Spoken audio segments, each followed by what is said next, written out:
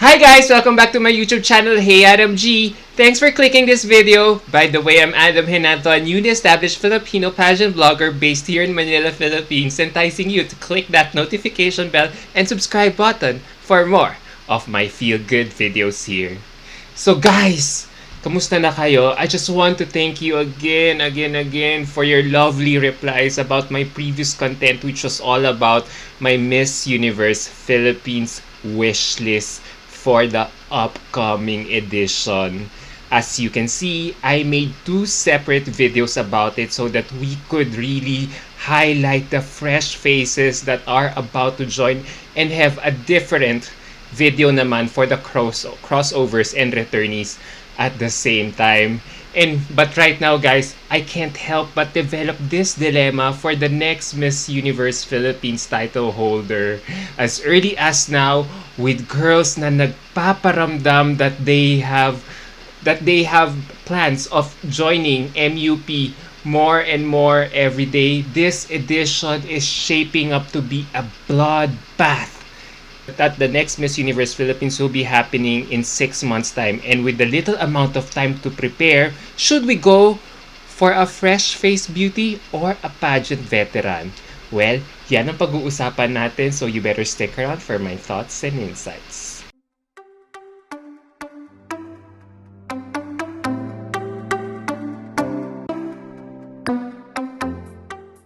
This year, the Miss Universe Philippines race is fast shaping up into a battle that pits newcomers versus veterans in terms of grabbing our attention. With only such limited time for our eventual newly crowned title holder to prepare and train for Miss Universe, assuming it's really happening in December, should we go for a newbie or a veteran? Naiisip niyo na ba yung ganong question right now kahit wala pa yung Miss Universe Philippines next edition? Okay, let's start weighing in the pros and cons of each side. Let's start with the advantages of the crossovers and the returnees joining this pageant. So, unang-una, ang naiisip kong advantage ng crossover at ng returnees joining MUP next edition is yung makinarya nila or yung machinery nila. One good thing about joining as a crossover or veteran is that pageant fans are already assured of the girl's machinery in running her campaign. First of all, she already has a glam team set in place. She already knows a lot of stylists, fashion designers, and also a lot of photographers whom she could ask to help her for her new pageant journey. And this is how Catriona Gray started her Binibining Pilipinas and Miss Universe candidacy 3 years ago. She assembled and formed her own team whom she thinks will really help and bring out the best in her. She handpicked all the members of her team being the best of the best, and at the same time, her team was more than willing to help her to make her a formidable candidate. So that, you know, napansin yun, it really goes both ways. And this also extends to how she was able to use social media for her campaign, knowing that it has become a new battleground to gain fans, ask for feedback, and sustain her hype and momentum. A crossover or returnee will make sure her social media feed is well curated for all of us fans and pageant organizations to take a look of her portfolio. So for sure, a crossover knows how to whet the appetite or make us all, or to excite us pageant fans with her materials, whether it be through photos or her videos of her regarding her candidacy. So definitely, there will be no dull moment with her in engaging her fans and supporters on social media. Next, a crossover is confident through her experience, which translates well in her performance on and off stage. Take her pasarela for example. She is able to execute her catwalk perfectly on stage because she has done it before, trained for years, and knows how her body moves in front of the camera. All she has to do na lang is to really tweak and polish it for Miss Universe, as her previous pageant may have wanted a different kind of walk. At the same time, she also knows her angles, strides, and it will just be easy for her to improve and tailor-made her walk for Miss Universe. And next would be her media training. As we all know, these pageant veterans already know how to converse with newsmen, talk show hosts and pageant correspondents like me. They've gone through closed-door interviews and passed with flying colors. So di na talaga tayo kakabahan in this aspect of the competition. Yung hindi mo na talaga sila may expect na magiging mahiyain, and they could really able to express and articulate themselves even when asked with hard and divisive topics. Nandun na talaga yung grace under pressure, buong-buo na lang. So they just have to do it again. And having said all of this is why I am confident that a crossover or veteran will really perform in the Miss Universe stage. Since we all know her caliber as a contestant, pageant fans would be assured that the girl or this crossover or returnee will really deliver on stage to the point that marunong siyang mang-elbow ng mga fellow candidates niya in crucial times where the girl has to perform. Just like how Catriona did it, diba? Naalala niyo yun? Alam na natin na hindi siya magpapasapaw sa mga ibang candidates. Talagang alam niya yung ginagawa niya. Talagang alam niyang she really needs to stand out. Ang dami niyang inisip na mga paraan to really stand out among the rest of the pack. But everything for me is not all positive should a crossover decide to compete at Miss Universe Philippines. First, we have to look at her mental fortitude or how well she could handle the pressure this time around. As there is always that thinking na if a crossover did so well in her previous pageant, is she willing to risk her previous achievement and go compete in a pageant she is not sure she will win in the first place? Do you get my point? So let's take for example Atisa Manalo's case if ever she will join Miss Universe Philippines this year. Is she willing to risk her Miss International first runner-up placement in 2018 for let's say a top 21 or top 10 finish in Miss Universe eventually? Because just for the sake of this argument, this will really be, if you think about it, this will really be a risk because mababahiran talaga yung winning image nila. Just for example, in this case for Atisa. Because let's face it, not everyone will be like Catriona who really took that huge risk and leap of faith to redeem herself in Miss Universe. Then, what if the crossover finally represents us to Miss Universe? Sige. Diba? There is also that possibility that the Miss Universe organization might not crown a girl from another pageant as they have done it recently with Andrea Mesa. Probably they might want a fresh face beauty this time around like Sozi or Demi or Iris. So that could work against them. So ang dami mo talagang kailangan pag-isipan ng isang crossover din or returnee, 'di ba? Kung iisipin niyo rin. And despite the minus side, I think these crossovers and returnees can take inspiration from the recent top 3 finalists of Miss Universe 2020, Andrea Mesa, Julia Gama, and Janik Maceta, who were all crossovers from other international pageants, and their accomplishments in their previous international pageants did not prevent them from pursuing their dream of competing in Miss Universe. I think what all these three had was their burning passion to elevate themselves into a more seasoned and competitive candidate compared to their previous pageant assignments. If our crossovers and returnees could find that mental fortitude to overcome any obstacles, challenges, or even pressure, then why not a crossover or returnee for our next Miss Universe Philippines? Diba? Now, let's look at the merits naman of fielding a newcomer or fresh face in the next Miss Universe pageant. I think what makes us all excited in seeing a fresh face beauty compete in Miss Universe is that people are excited to see their metamorphosis or transformation come the international stage. It's like people will really be more curious as to what she has to offer for her candidacy. And this is what the fear of the unknown makes it so exciting, diba? Because we do not know yet how she will turn out once she shows up in Miss Universe. The more the pageant date comes near, the more we are so excited to see her transformation. Because, let's face it, there is no comparison from anything about her since everything will be a new and fresh experience for her. And I think this is the enthusiasm that we all had or experienced when Remember, both Janine Tugonon and Pia Wurtzbach competed in their respective Miss Universe pageants. We were so excited to find out their transformation because, as we all know, they were not at their physical best. Tama ba? At their physical best when they got crowned Binibining Pilipinas Universe. But over the course of their training time, we saw how they transformed right before our eyes. Naalala niyo yung unti-unti na silang pumapayat at sumisexy once the pageant date was fast approaching. Yung bigla na lang tayong na-excite na hindi natin maintindihan or hindi natin ma-explain. Yung finally, nasasabi na natin na, ay, wow! May laban na talaga tayo, and we kind of get hooked sa mga pasabog nila habang palapit na ng palapit yung Miss Universe competitions nila. And then what I also like about fielding newcomers in Miss Universe is that these girls have a very nice and great attitude. They are eager beavers taking in everything they could learn and get from everyone. They know they still have a lot to learn and are really willing to attend their trainings and practice every single day.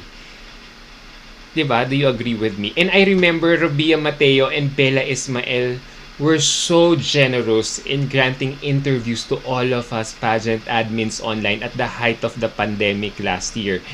I remember they had no qualms or they weren't strict in granting interviews because they knew that the online exposure that they would get from these would be very beneficial to them, and this really endeared them to a lot of pageant fans in the long run. Not only were they able to practice their Q&A skills with us, but it made them more relatable and accessible to the pageant fans.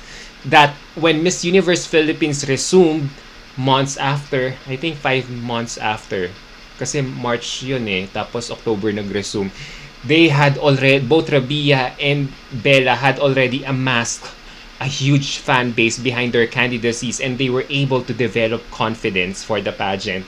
And look how, and isipin nyo, and tignan nyo na lang, look at how they performed in the closed door interview. And we all saw it. They performed way, way, way better than the seasoned candidates, and it was so refreshing to see them do it. Another advantage of sending a pageant newbies that they have a full control of their narrative. They have a clean image and walang halong intriga or negative press about them.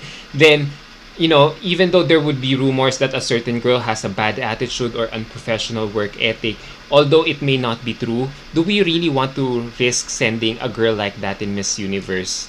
Because let's face it, the organization really does their research on the girls, and how they act has a huge bearing on how they place. I think this is an advantage for newbies as they have a squeaky clean image na wala pang butas. And this is why I love a newbie for our Miss Universe candidate. They are so fresh and unpretentious. What you see is what you really get. Diba? Now let's look on the debit side of fielding a newbie to Miss Universe this time around. Since we do not know how they will stack up against their international counterparts on stage, we wouldn't be able to size up how they will fare in the international arena. So this is where the fear of the unknown again will come into play, right? Kasi wala tayong basehan talaga So let's take a look at the cases of both Rabia and Gazini, who are both newcomers to the international arena.